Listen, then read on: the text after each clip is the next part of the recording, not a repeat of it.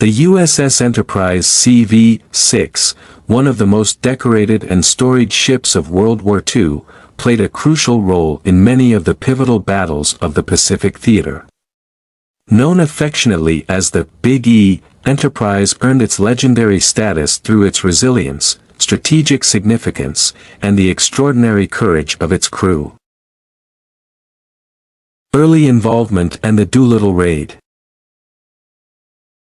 Commissioned in May 1938, Enterprise was one of the Yorktown-class aircraft carriers. Its early contributions began even before the U.S. formally entered the war. In 1941, Enterprise was part of the Pacific Fleet based at Pearl Harbor. On December 7, 1941, the day of the Japanese attack on Pearl Harbor, Enterprise was fortunately at sea, avoiding destruction. Upon learning of the attack, Enterprise and its air group immediately engaged in search and defense operations, providing crucial early action against the Japanese forces. In April 1942, Enterprise played a pivotal role in the Doolittle Raid, which marked the first air operation to strike the Japanese home islands. While the raid, led by James Doolittle, was launched from the deck of the USS Hornet, Enterprise provided essential air cover and support. The raid boosted American morale and demonstrated that Japan was vulnerable to American air attacks. The Battle of Midway.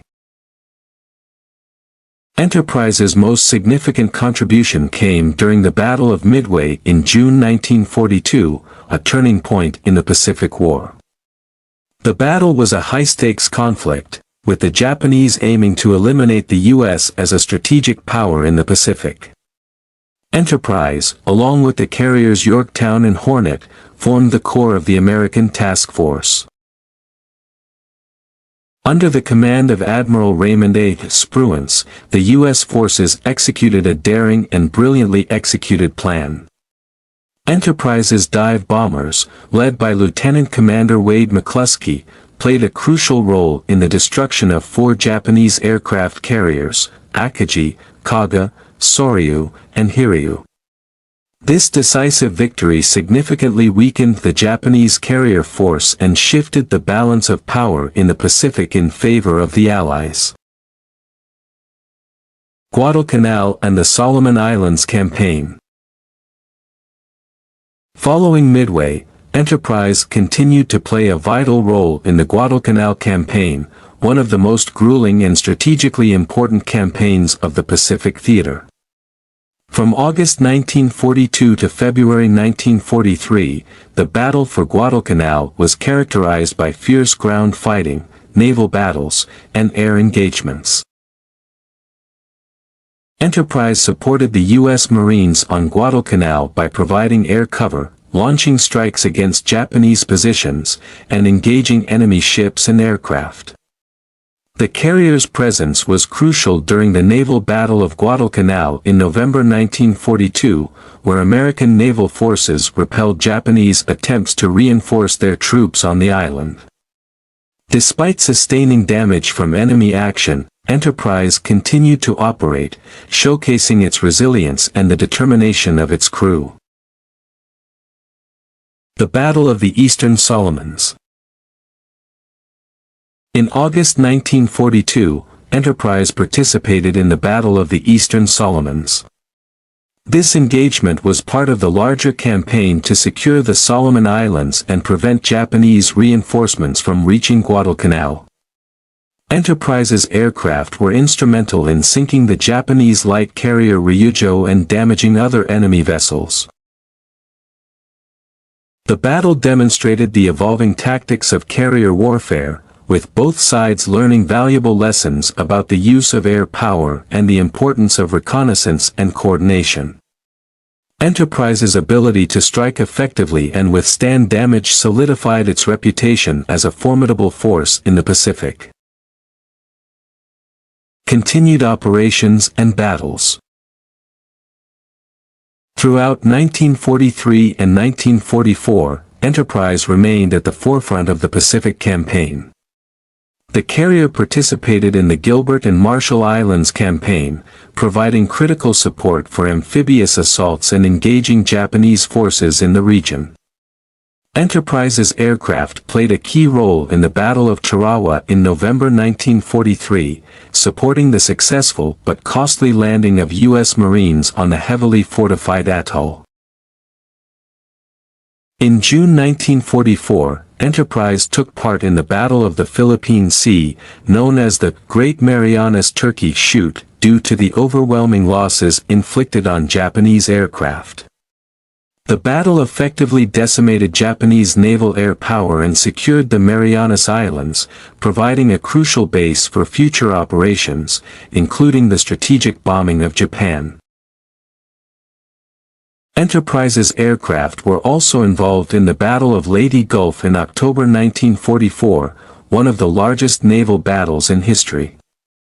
The carrier's planes contributed to the destruction of the Japanese fleet, including the sinking of several battleships and carriers.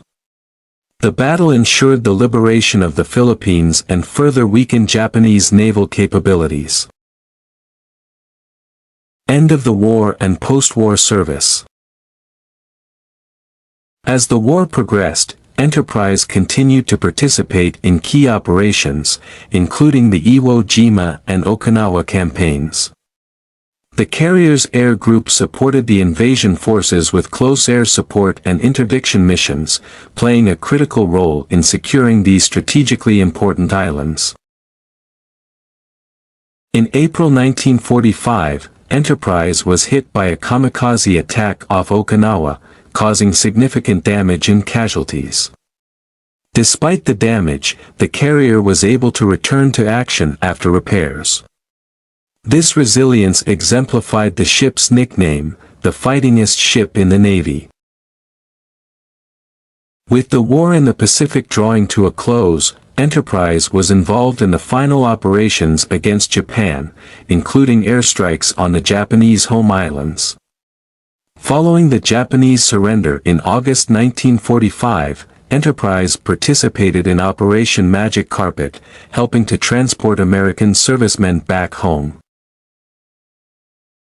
Legacy and decommissioning. The legacy of the USS Enterprise, CV-6, is marked by its exceptional service record and the valor of its crew.